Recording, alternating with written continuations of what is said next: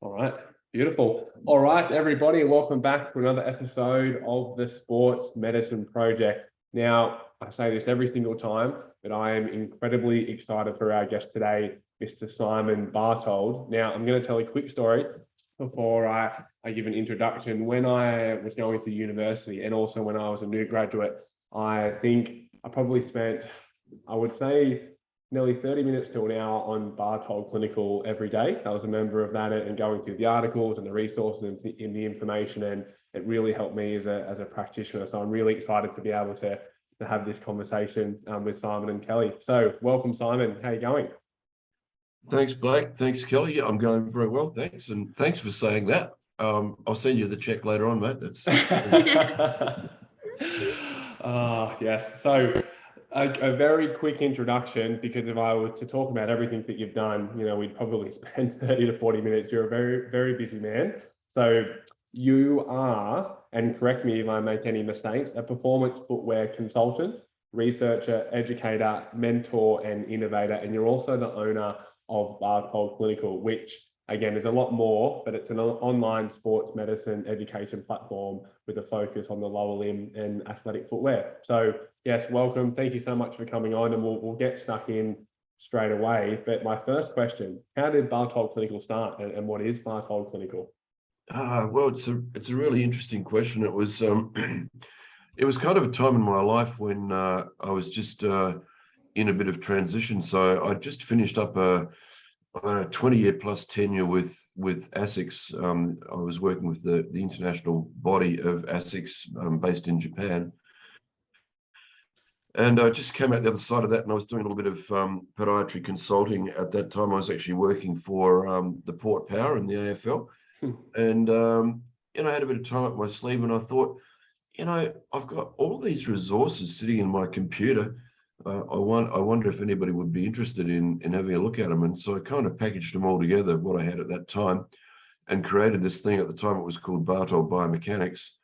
And I thought, I might get 10 people who might be interested in it. Well, it turns out there are a few more than that, but that's literally how it started. Yeah. And I want to know from before that, Simon, so you were a podiatrist to start with. How did you morph into the footwear? Well, I guess footwear and podiatry are, very much go hand in hand, but the innovation behind footwear and development of Bartold Clinical before that, how did that all come about? Yeah, well, it basically happened, Kelly, because I was a brash, opinionated young podiatrist, and I basically shot my mouth off with the local ASICS rep about how crap football boots were. And he basically said, well, if you think you can do better, show me what you got. And that was the beginning of a very, very long-term association with ASICS, and very involved with football and a lot of different sports, actually, tennis, running. Mm-hmm. But that's literally how it started. And it was the beginning of a absolutely wonderful relationship and experience with that company. And it led down the path of really becoming, I had to make a decision about 2007 about whether I wanted to continue in clinical practice or whether I would sort of go into this whole thing full time as a consultant to the industry. And I decided to pull down the shingle and proceed with footwear. And so that's where it led me. Yeah, wow. It's so important to have that clinical background. Though I imagine, I think everything with footwear, having known what patients and clients and injuries come into the practice sort of each day, I'm sure that shapes a lot of what you sort of can recommend in the footwear world now. Well, it does. And, with the website, because it is really a, excuse me. Don't worry, listeners, he's got a mask on. Because it really is, it's more of a broad canvas for sports medicine than just footwear. I spend a lot of my days sitting on my bum looking at all the latest research, which I actually really like, because it's changing a lot. We look at all sorts of different conditions, and as a physio, you take something like the Achilles tendon, it's pretty much changing day by day, and even stuff that podiatrists, bread and butter for podiatrists, things like Osgood-Schlatter and calcaneal apophysitis, the way we look at those things and the way we treat them have actually changed quite a bit in even the last year or so. You know, we look at things like Osgood-Schlatter's. We now really regard that as a disease that can go well into adulthood. In fact, the age range is quoted as between 15 and 40 these days. Wow. So, you know, most people don't think of diagnosing Osgood-Schlatter's in a 40-year-old, but that's actually where you might see it. So there are a lot of changes, and I find that very stimulating and very interesting. Yeah, definitely. I think that's something that I always remember saying that in my interviews when I was applying for jobs as a new graduate, that, you know, something about physio excited me, and that it's always evolving. Like what you know today is going to be so different to what you're telling people in 5 years. And I think that's really cool and exciting and, you know, innovative as well. It is, and there are so many parallels, you know, for all of us, you know. So footwear's evolving, you know, orthotic therapy, for example, is evolving a lot. You know, back in the day where you could pay off your mortgage by having an orthotic prescribing practice, you know, those days are pretty much gone, I think, thank goodness. Yes. And practitioners are evolving to see that, of course, they have a very significant role to play and they're very effective, but not everybody should be walking out the door with an orthotic device. And, you know, so everything's changing, and I think that's very healthy. What is your, I guess, week look like at the moment? So you're not doing, like, actually seeing patients in the clinic? Like, what are you up to day to day? No, so I'm not allowed to call myself a podiatrist anymore. Actually, I got a stern letter from the board because a lot of other people still call me podiatrist when I'm presenting internationally. But because I'm not a registered podiatrist anymore, I'm not allowed to do that, and that's fine. What does my day look like? Well, my day so far this morning has been fielding a series of panicked emails from one of the companies I consult to in the USA, with a parent body in Mexico, looking at some issues with descriptions, actually, how you would. We're about to release a really innovative new product, 2 new products in football and running in the USA, and they're just trying to get their head around how they're going to talk about these innovations. So we're talking about things like anatomical lasts. So an anatomical last is quite different to the traditional last that you would build a shoe from. It looks more like a foot, weirdly enough, rather than being completely flat on the bottom. And it means that you actually sit in the shoe rather than on the shoe. And these guys are just trying to figure out, how do we tell these stories? So I'm getting all these emails saying, can you please help us? Wow. So yeah, that's cool.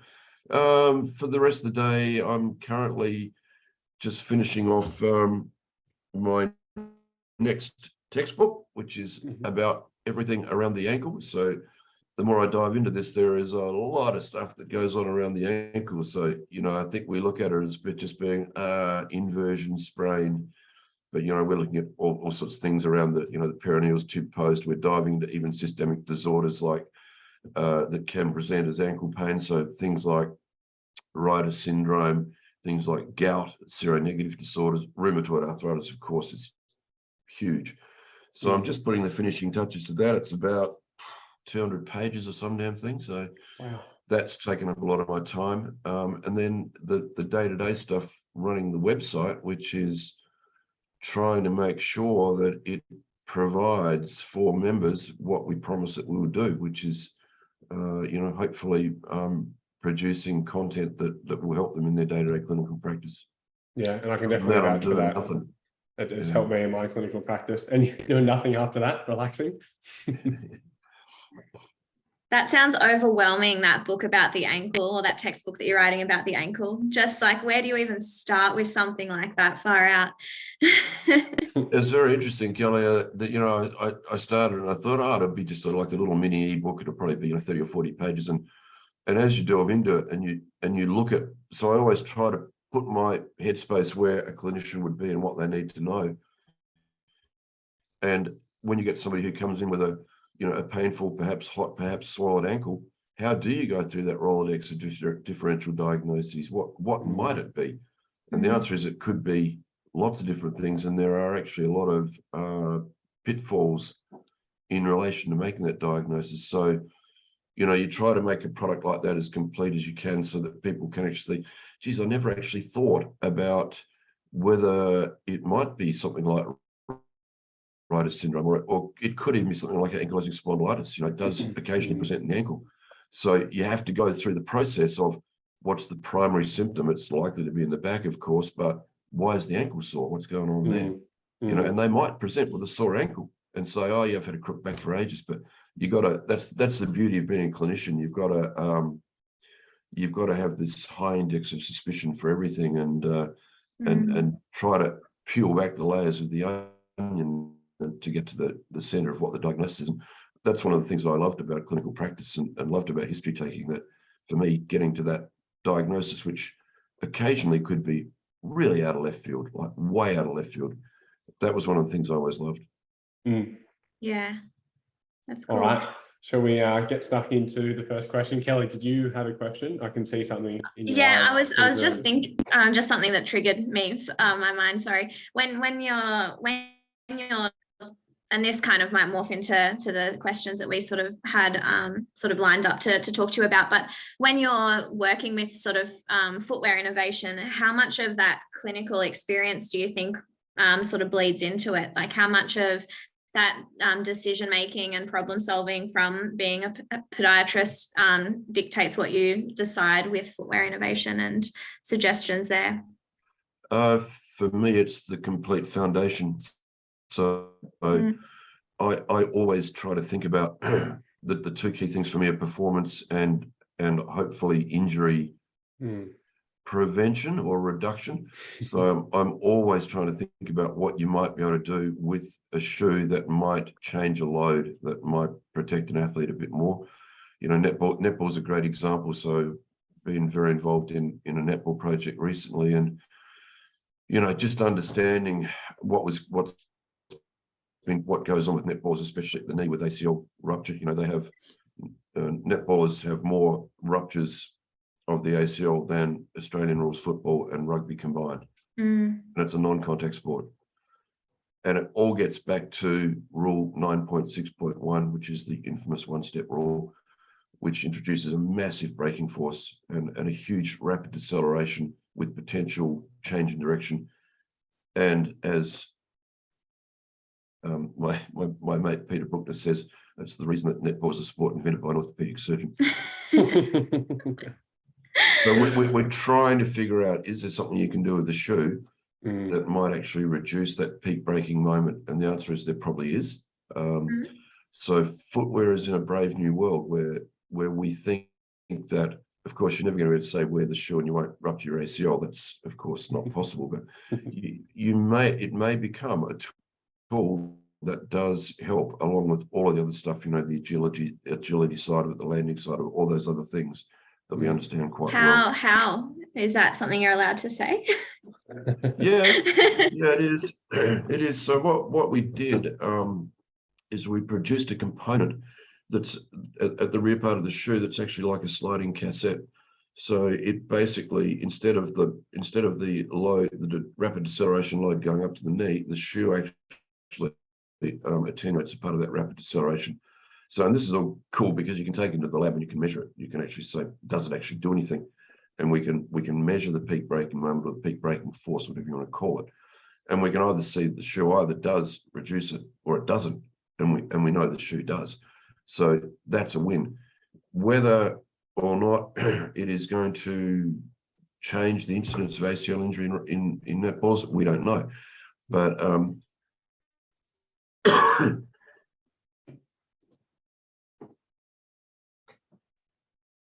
sorry guys, coughing and spluttering here. No, yeah, but there are a number of companies that are quite interested in this. I mean, I know that ASICS are looking at this as well, and ASICS own about 96% of the netball market in the Commonwealth. So they have an absolute domination over the sport, and companies that have that sort of domination, it behooves them to really try to make sure that they're not just sitting on their laurels. You have to keep on moving on with innovation. You have to think about what can I do to help the athlete from a performance or an injury prevention perspective, and that's a long-winded answer to your question. That's really always front of mind for me. Yeah. Is that something that you can take to like a study to see if it does reduce the incidence, or like over a longitudinal study, or is it something that you're doing? Yeah, absolutely. you know, we've done a lot of that historically. So, you know, some years ago, we did some really interesting stuff looking at compliance in the Achilles tendon and whether you could actually change that with footwear. And it was a pretty cool study. Without boring you, we basically we looked at the influence of estrogen on compliance of the tendon, and we had two cohorts of 32 girls, one group who were on the oral contraceptive pill and one group who weren't, and we looked at how flatlining estrogen, which is what happens when when on the pill, how it affects the compliance of the Achilles tendon, and we measured that with an ultrasound probe. That's incredible. That's Yeah, awesome. that's so cool. So cool. It was super cool, and we were able to show that just by going on the pill, that you could radically change the compliance of the Achilles tendon. But it also told us that in female athletes, they probably need to have a little bit more heel raise, because that would help. And so this is, you know, an example of, okay, we do the research based on a question, how can you apply that to footwear? So that's just one example. And it was really interesting because the reason for the question is that the Australian women's hockey team at that time had been very, very successful. And their coach was a guy called Rick Charlesworth, and Rick Charlesworth was a medical doctor. And the thing about the Australian women's hockey team is they had an extraordinarily low level of injury compared to all the other teams in the world. And it was never proven, but the smart money said that Rick Charlesworth had figured this out. And he said, if you want to be in the Australian women's hockey team, you have to go on the pill, because we know that it's protective of injury for a certain window within the menstrual cycle between about day 9 and 14, where you are at real risk of being injured if you've got fluctuating estrogen levels, you're not on the pill. So that's how it all came about. That's such an awesome thing to Yeah. learn. So was That's it was taking it increasing? So was having or flatlining estrogen being on the pill, was that increasing the compliance or decreasing? So if you're on the monophasic oral contraceptive pill, it will down-regulate the level of estrogen. So it means that you'll have less compliance. The tendon will become stiffer, basically. Okay. So you won't have the same transition of the tendon. So if you like, not the same level of movement, so less opportunity for the tendon to be compressed. So there's a lot of there's a lot of potential benefits to that. I was going to say, could that work in the other direction where a stiffer tendon's better, for instance, in like a runner? Oh, absolutely. Yeah, I Yeah. absolutely think that's the case. Yeah. Interesting. That's cool. Yeah. We talk a lot about research in females on this podcast, and the fact that it's quite limited. So that's really interesting that you mentioned that. I think that's really cool. Yeah, all of that's been published. That was all done through the University of Melbourne. So all of that stuff's been published, and yeah, I mean, it's a really I mean, the women have really, I think, been underdone in this area. You know, it's I think all the focus is on the big hairy-chested macho sports, and unfortunately, there's been not so much attention. But I do think that's changing, you know, as it has to. You know, we look at now women playing rugby and women playing Aussie rules football in very organised manner. And again, you know, 2 seasons ago in Adelaide, we had 11 ACL ruptures or some damn thing in one season. It just not okay. And we think one of the reasons for that is that you've got girls who are coming out of elite sports like rowing and suddenly playing Australian rules football. Yeah. It's a big conditioning issue as well. And these are all the things that are very, very interesting things we need to look at. Do you think that footwear design that you were talking about for netball players can be carried over to things like AFL, or is it completely different sort of in the nature of the sport? Well, I think that netball is the issues with netball are very much dominated by the one-step rule. Yeah. I think with football, we need to be looking in other directions. So again, for example, we know from published research that if you put a 10mm raise in a football boot, which is not a traditional model for a football boot, we know that it reduces the load on the calf and the hamstrings, and you can measure that with fine wire EMG. So it's not just guesswork.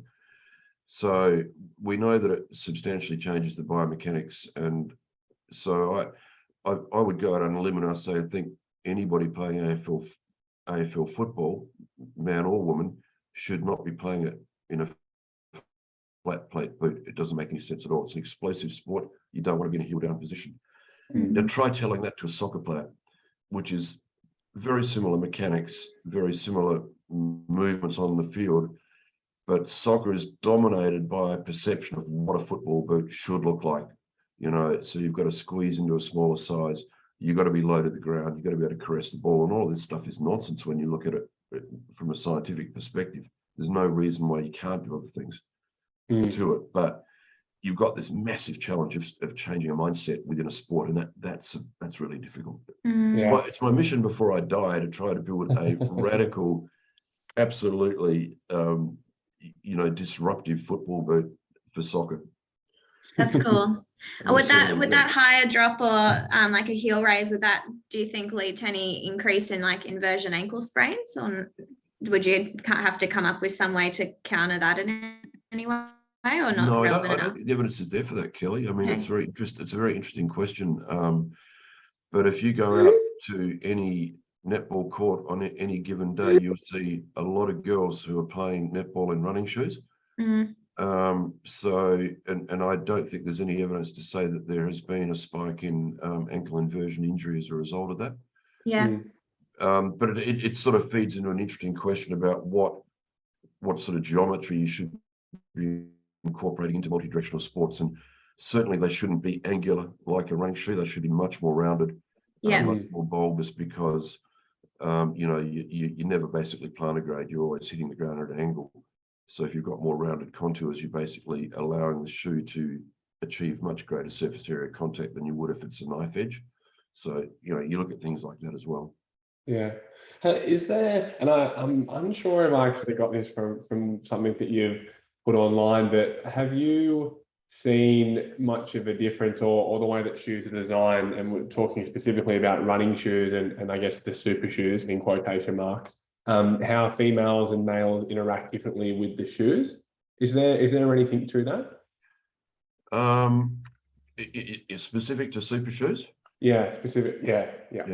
Well, super shoes are dead. We're about to enter the realm of hyper shoes, but we could maybe talk about that later on. Well, I want to know what that means. I haven't heard of that. I'm excited. So yesterday, guys. So I don't think there's anything I've seen relating to gender. What is very obvious is that we have the responders and the non-responders. So some people, no matter what, simply won't respond to a super shoe. They won't, no matter how good they are, no matter whether they're elite or not, they just will not derive a benefit from that shoe. And the important thing to remember about a super shoe is that, or any shoe really, is that the timing of all of this is very important. So you actually have to be, the shoe is built for a hypothetical population, right? That's the basis of mass production footwear. So if you're going to be able to exploit that shoe properly, you have to be able to get the energy return from the shoe, the foam, and you have to get the advantage of the carbon fiber plate at exactly the right moment, at exactly the right spot on the shoe. And of course, if you don't match that, then it won't work for you. And that's why you've got some groups who simply won't respond and others who will. And that could be male or it could be female. And this is something that I don't think we've got a very good handle on at the moment. Yeah, I thought that, and I would explain like to patients, like logically in my head, the way that the foam and the carbon plate works, you would get more return landing more on your heel or midfoot than on your forefoot. And if it's been mass produced, I would only assume that most people land on their heel. Is there anything to that where you land on the shoe and how much you return to get, or it's pretty muddy waters? I'm sure that for the most part, these shoes are designed with the assumption that people will strike on the heel. And that's how they'll gain the maximum return, with maybe the exception of the Alpha Fly 2%, which has this intriguing forefoot setup with the filaments and the zoom out bag. But I think that setup is probably much more likely to influence fatigue over longer distance rather than the setup at the rear foot. So I suspect that possibly Nike, either by design or accident, have built a shoe that probably dampens vibration better than any other shoe. And if you can dampen vibration, there's a direct line to fatigue. And if you can change fatigue, there's a direct line to injury.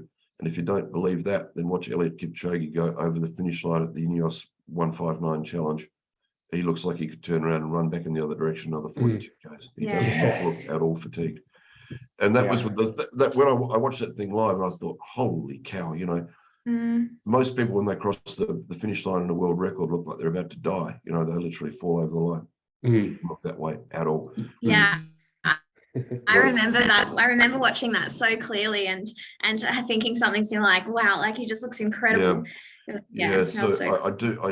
I'm convinced that the shoe played a big role in that, of allowing him to be fresh. And now, you know, some of the research coming out of Nike now that's being published from Kelly and some of those guys looking at the effect on DOMs and the ability to train harder and longer in these shoes, if you're a responder, is pretty compelling. You know, it's saying these shoes are, you know, they're changing blood biomarkers like CK levels and stuff like that. So it's pretty interesting. Yeah. So like on that note, then, do you think that there's merit to wearing, say, a super shoe for easier recovery runs in reducing fatigue or DOMs, or do you think that they should be sort of strictly kept for fast racing scenarios? I really do think that they are designed for race day. I don't think they're an everyday training shoe, and one of the problems is that there probably is a downside to them as well, and that we maybe don't have an absolute handle on at the moment. And so we've probably got to be a little cautious about recommending them for everyday use, I think.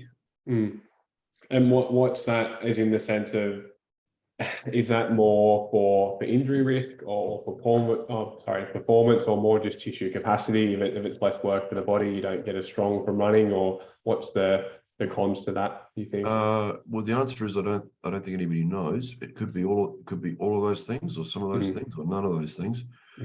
But I think, you know, the overriding evidence that's been published, and we're now talking about multi-center, multi-country publications on these shoes. So and not just Nike. So the overwhelming evidence is that they are very effective in what they do, and the overwhelming evidence is that they will affect at least a 4% advantage, and a 4% advantage is about a 2% time advantage. If you're running a 2.5 hour marathon, 2% advantage is massive. You know? It's huge. Yeah. So I think there's that side of things. There's also a lot of quite a bit of work now looking at the work at the first MPJ. There's quite a bit of work now being done on looking at muscle recovery with these shoes, and it's all pretty positive. But I think a lot of people within the industry are also saying, you know, there might be the opportunity for people to injure themselves. It's a very narrow base of gait. It's quite unstable until you actually get running in it. So I just have this feeling, and I'm shooting from the hip here a bit now, but I just have this feeling that I would not be recommending them as an everyday shoe. I think they're a go fast shoe, basically. That's what Kelly says to me every day. I put on those shoes. And then what about heels? How do they influence the return that you gain from wearing a super shoe? Well, I think so. I come from 4 years of working in France, where the definition of a hill was actually a mountain. So there's a very broad description of a hill. Well, my definition of a hill is like 1 meter of elevation. So there you go. Yeah, 1 meter of elevation. Yeah, well, I was used to working with a guy called Kilian Jornet, who could run up and down Mont Blanc, all 5,000 meters of it in about 5 hours. Yuck, that makes me sick. There's this one hill in Newcastle, the Meriwether one. It's like 180 meters, is it, Kelly? Elevation? Is it? It's 80. 80. And it's like my Mount Everest. I just run around it. Kelly and I both run around it. I don't think you'd have any problems, Kelly, with running up and down an 80-meter hill. I think that would be fine. You know, so obviously you need to think about when you run up a hill, you're obviously much more on your forefoot, and when you run down a hill, you're more on your heel. So it's probably much more important to try to think about what shoe is going to recognize those loads, and especially if you're thinking about doing some trail running. that becomes super important because there are a lot of different things to consider in trail running, which is completely different to road running. It's as different as Nordic skiing to alpine skiing. They're very different. On that topic, I had a patient recently, and he is sponsored by Salomon, and he got a pair of shoes. I'm pretty sure they come out in the next couple of weeks, and Salomon now have a carbon-plated trail shoe. I would love to hear your thoughts. How do you think that's going to work? Like, you think it'll be as beneficial as the road, as or what we have seen them on the road? Yeah, I think it will. I mean, carbon plates are super interesting. So it's going to get back to exactly what they're hoping to achieve with a carbon fiber plate. So for me, the carbon plate does a few things. For a start, it gives some real integrity to the shoe. So with these shoes, you're dealing with a shoe that's on, probably a stack of 40 and 35, maybe. That's typically what Nike are, or 34. So you've got 40 mil of foam underneath your heel, which is inherently unstable. Okay. So what the carbon fiber plate does is it probably helps to hold all this together and provide a bit of stability. I do think that it probably assists with propulsive power, and we know that by looking at negative work at the first MPJ in the study, so it tells us that's what's going on. So I think that the carbon fiber plate will do that quite well. Now with trail running, what happens is that you are often running across a fall line, so running across a mountain or up a mountain or down a mountain, or striking a rock or jumping over a log. You're doing all these sorts of different things.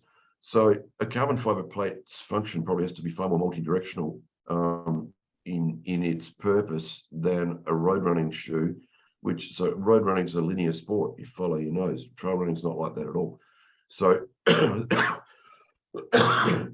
it gets back entirely to the design and the concept of the carbon plate and what they think it is going to do.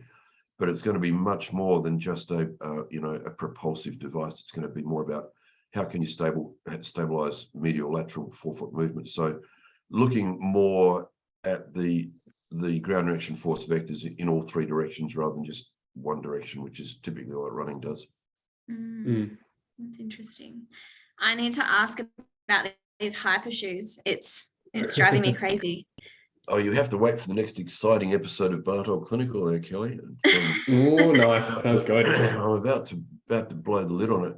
Yeah, look, I do think we are seeing some very interesting things. I mean, I had a fantastic interview with Walter Hoogkamer, who was one of the guys who was very involved in the original Vaporfly 4% project.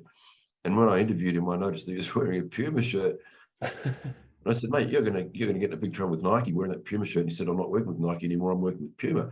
And I've gone, oh, what's coming out? He said, you have to wait and see. And they've just released this shoe, and it's just completely out of left field.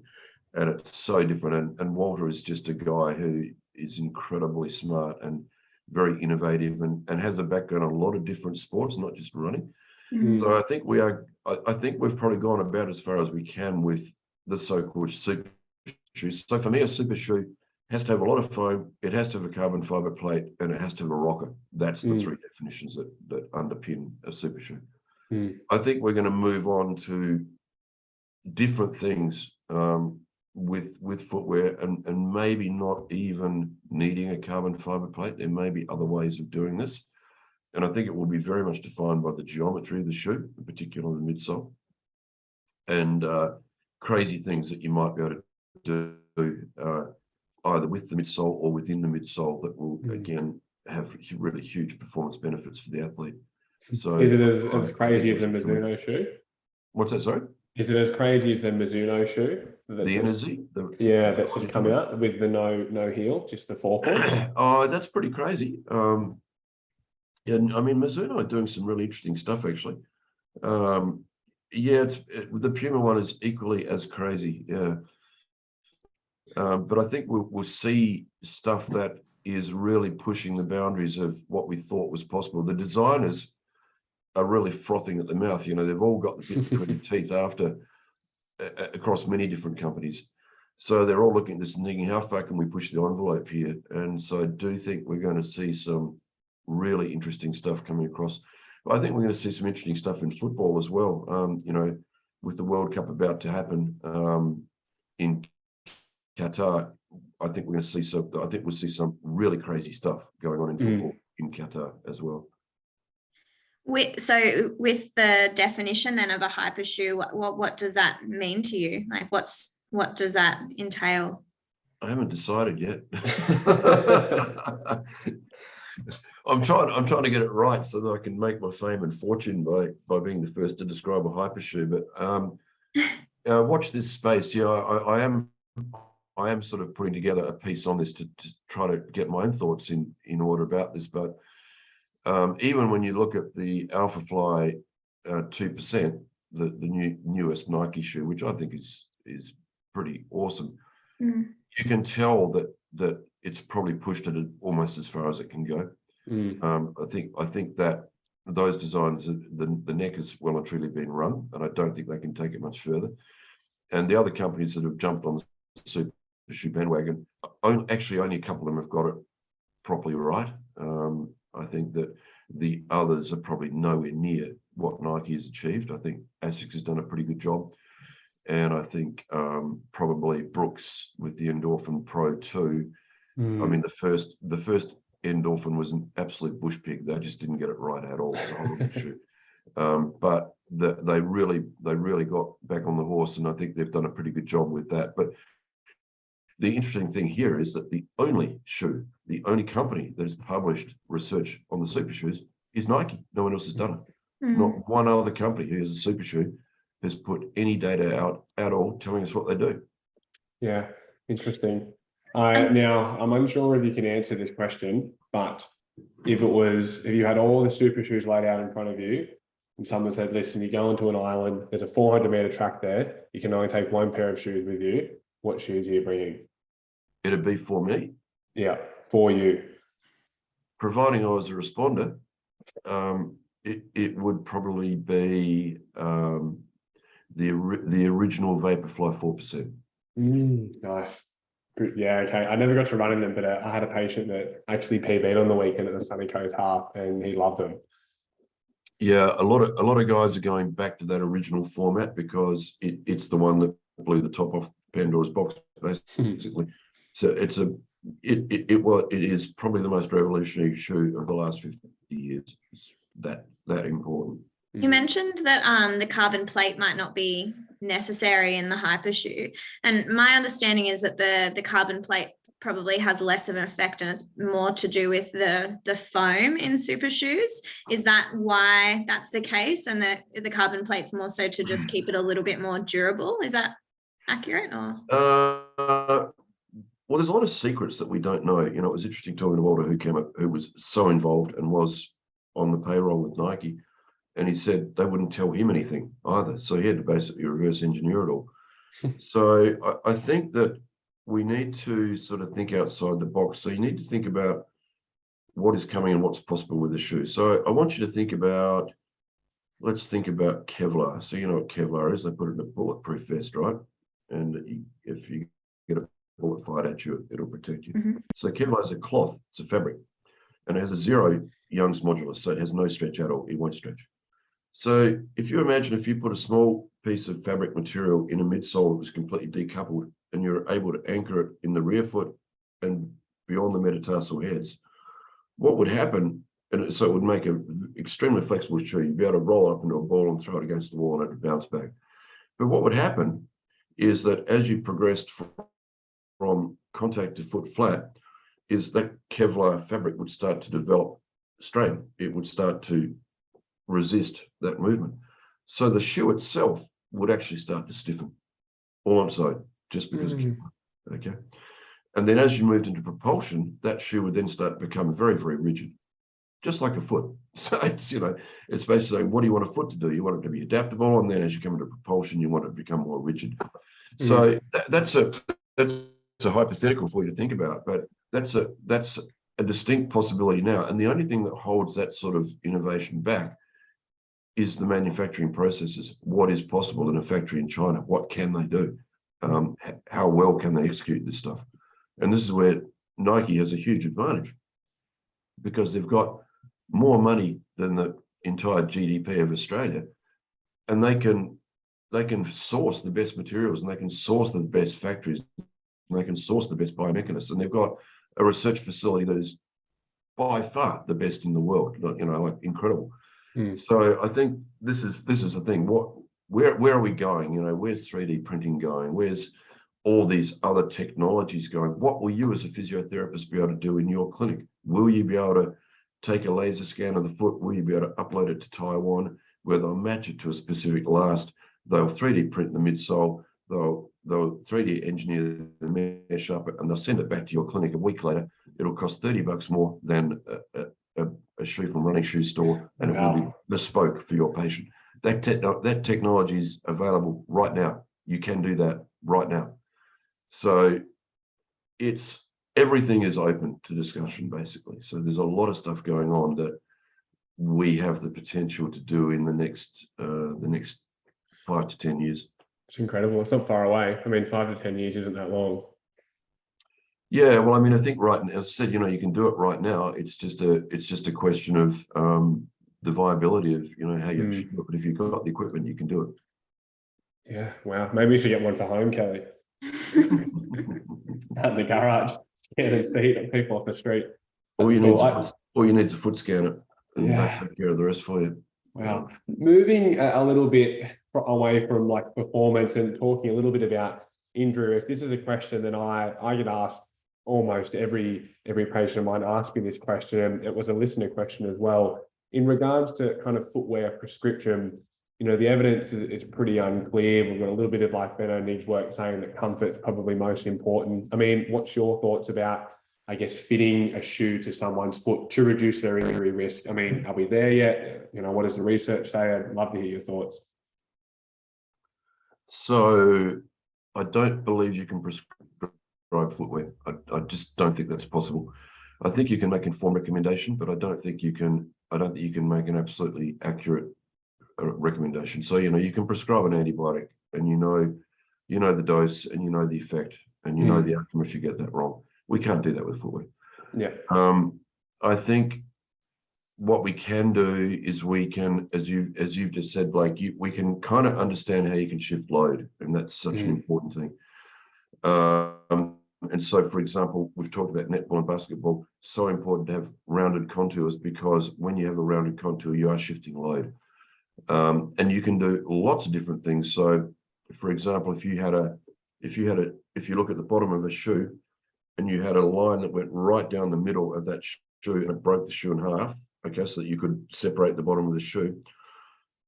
All you'd have to do to shift load is you'd have to move that central line either medially or laterally, and suddenly you've got a shoe that's behaving completely differently. It's about the geometry, right?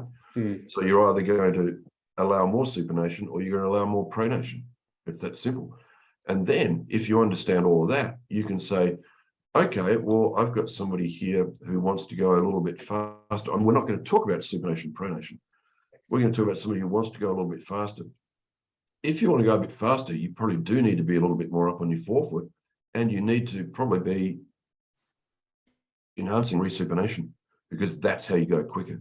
So you would want to shift the central decoupling so that the medial platform was a bit wider than the lateral platform. So you're encouraging that takeoff supination. Does that make sense? Yeah, it does. A more characteristic base rather than. Yeah. And simple things like if you increase the base net of the shoe, so the base net is the literal width, typically across the ball of the foot, across the forefoot. If you increase the base net, you completely change the performance of the shoe, because you're changing loading of the lower limb. So I think we've got a pretty good handle on all that stuff now, and I think you can exploit that as a clinician for your patient's benefit. Another example would be a rocker, or even a carbon fiber plated shoe. If you've got a hallux limitus, got a painful hallux limitus, yes, bingo, whack them in that shoe, and it's likely to help them. That's how Hoka have actually gone from a company that they thought they might be worth 10 million. They've just turned over $1 billion, and they've done that since 2011. Gone from nothing to $1 billion company in 10 years. Absolutely incredible. And they've done that because they built a weird looking shoe with tons of foam that was light and had a huge rocker.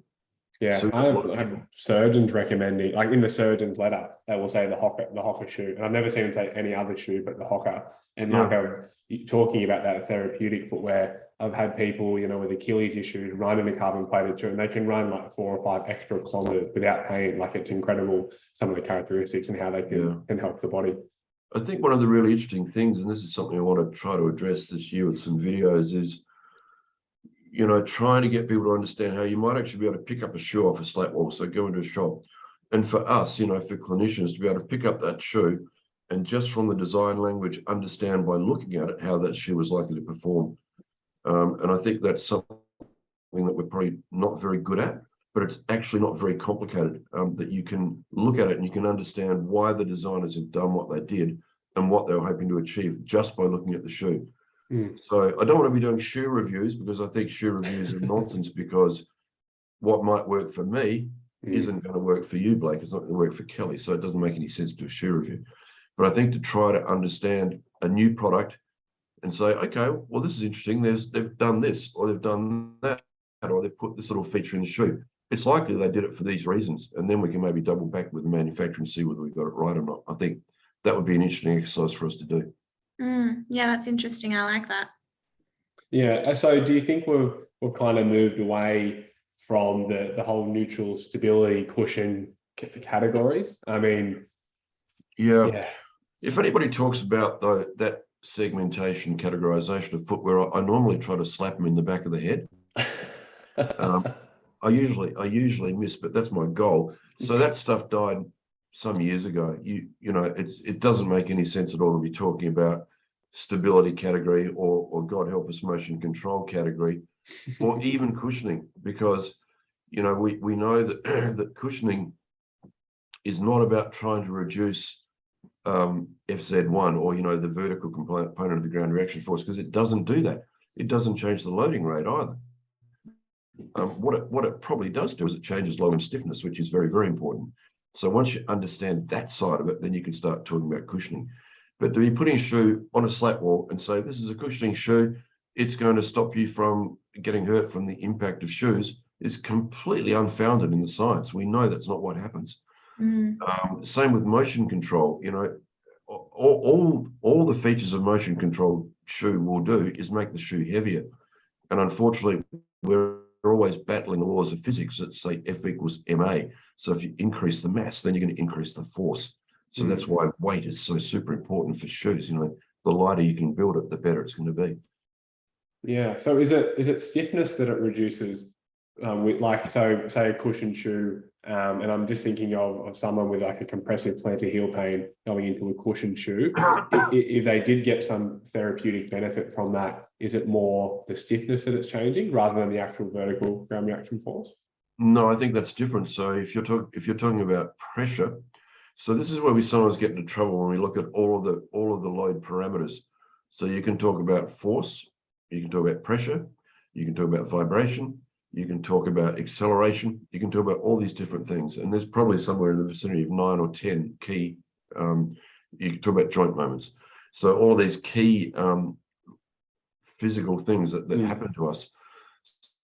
So I think if you've got somebody who's got compressive plantar heel pain, then using a shoe that is highly cushioned is more about reducing the pressure in that area rather than having an effect through reducing the first impact peak or even the loading rate of that peak, because we know that's not going to happen.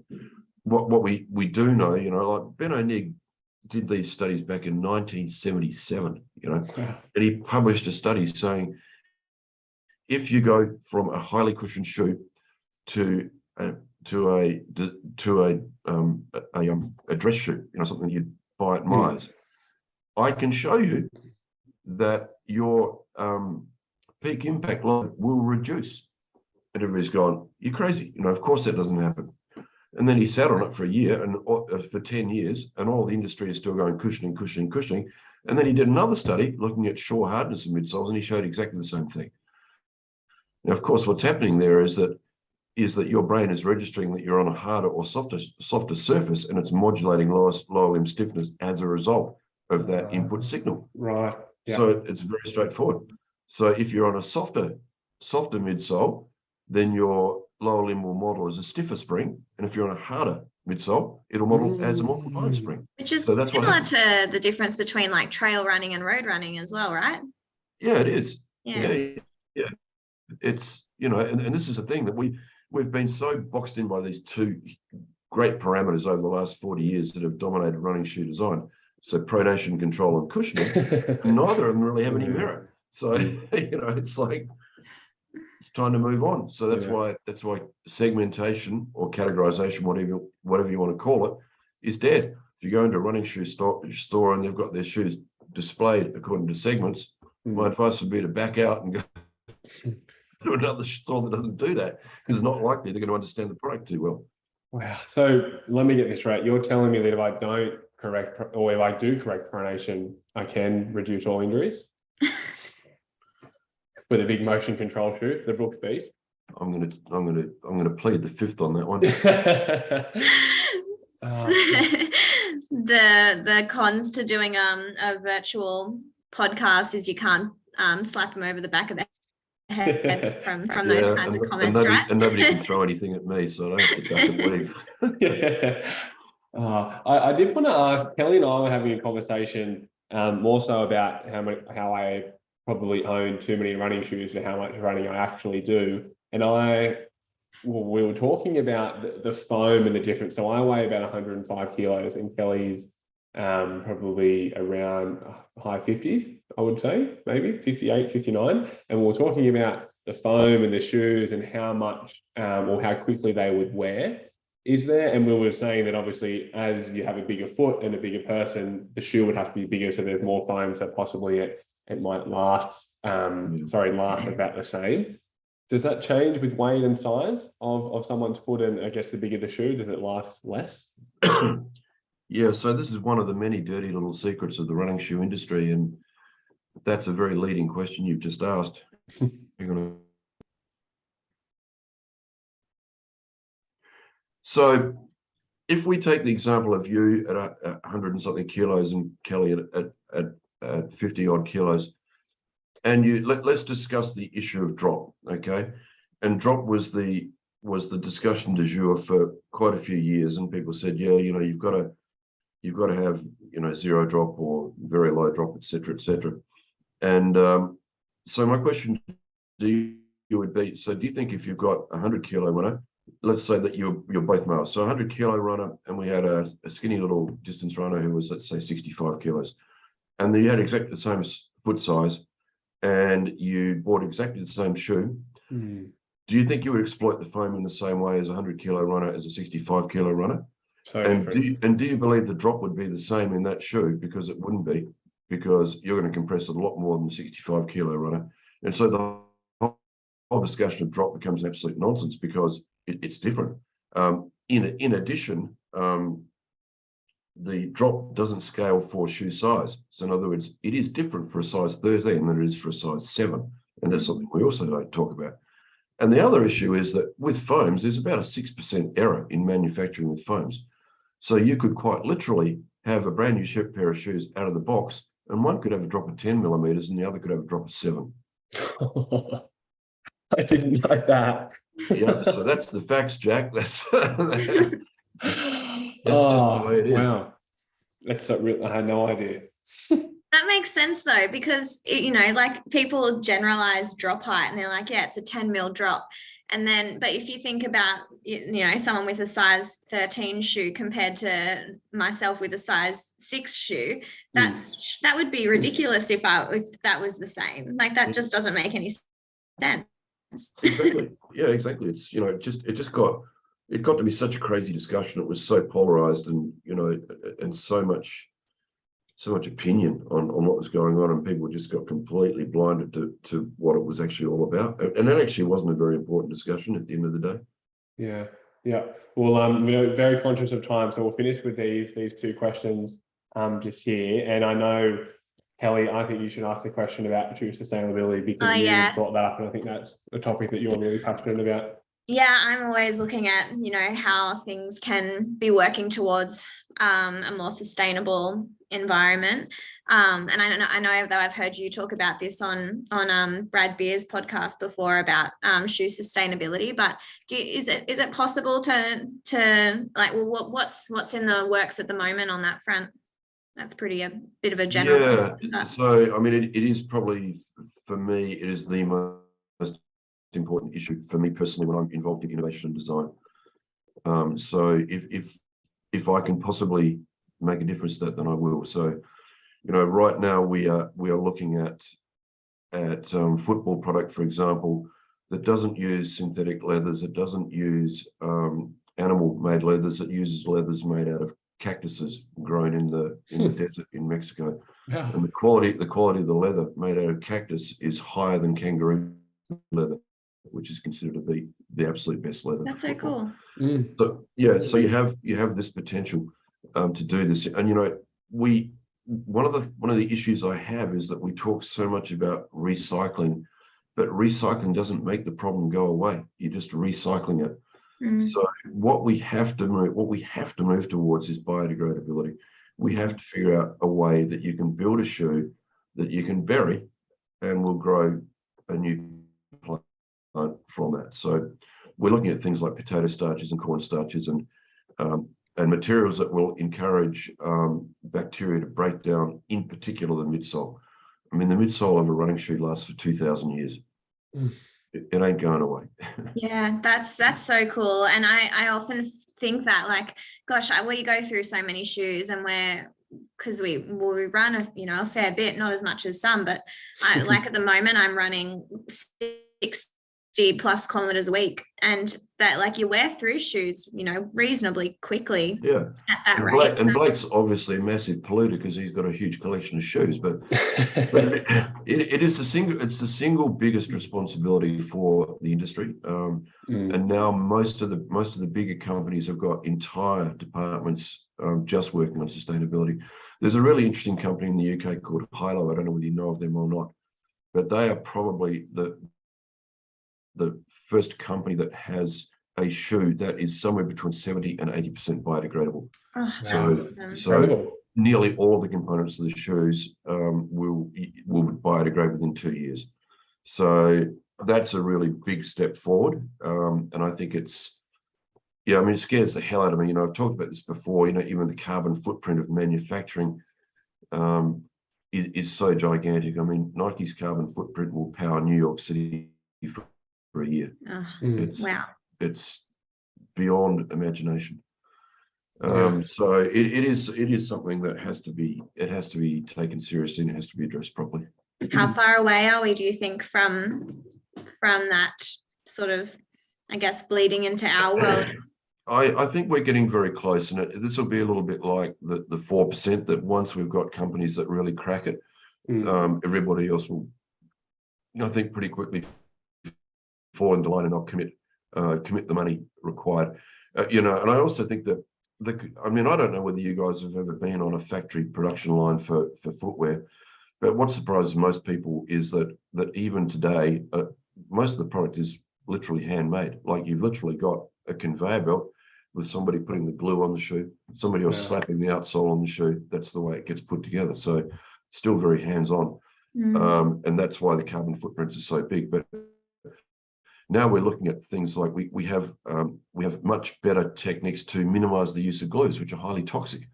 We've got these terrifying evidence that when you go into any waterway, you'll find evidence of some of the toxic elements that are used in shoemaking in animals in the water streams all over the world, Australia included. So I think we need to be looking more at techniques like robotics and those sorts of things that are far more energy efficient. Turnaround is much better. We now have much better foams that don't use blowing agents that are highly toxic. So we can use these sorts of foams that are much more environmentally friendly. So it's not just a matter of recycling materials or biodegrading materials. It's about what else is involved. What else is involved in the process that you can affect that will help us all. That's really where we have to be with our mindset with all this. Yeah, wow, that's awesome. Yeah, it's pretty close. I think. I think that a couple of companies are already doing pretty good stuff. Salomon being one of them, actually. Yeah. So I think that it is a real priority for most of the big companies. Yeah, very good. Yeah. Now I'll leave you with this very last question, and you can answer it as short or as long as you like. can we predict running injuries from someone's biomechanics in the asymptomatic population? No pain involved. No, I don't think you can. But I think you can predict load transfer. And so you have to, so it's a dotted line rather than a straight line, I think is the answer. So there are many moving parts to that question. And I think to be able to say, you've got genuine valgum, therefore you will get medial compartment knee OA. I don't think the evidence supports that at all. There are too many other factors that may be involved. If you have genuine valgum and you've got gingival disease, will you get knee OA? You probably will, because you've got gum disease. Okay, so it's a very, very big question you just asked, and and as I said, there are many moving parts to that. But I think you can definitely look at load, but it doesn't necessarily mean that you are going to get an injury as a result of that load. Yeah, good. Yeah, good answer. That's something that we often probably say as well, I reckon.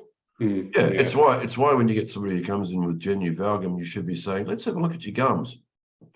Which is going to be a very weird question for a podiatrist. I might get it into the upper board if I ever do that. We'll see. No, very good. Simon, thank you so much for coming on. This has been undoubtedly my favourite podcast that we've done so far. So I thank you very much for that. And I'm sure Kelly feels the same. But Kelly, any parting words before we say sayonara? No, that was awesome. Thank you so much for sharing your knowledge and sharing some time as well with us. That was great, and I'm sure the listeners are gonna love that. Well, thank you very much for asking me to be a part of it. I'm really pleased to talk to you guys, and get those surfboards out. You've got no excuse. Apart from the Sharks. What's that for the Sharks? The men in grey suits. All right, maybe see you later, we'll Simon. see. Okay, guys. Take care. Thank you. See you later. Bye.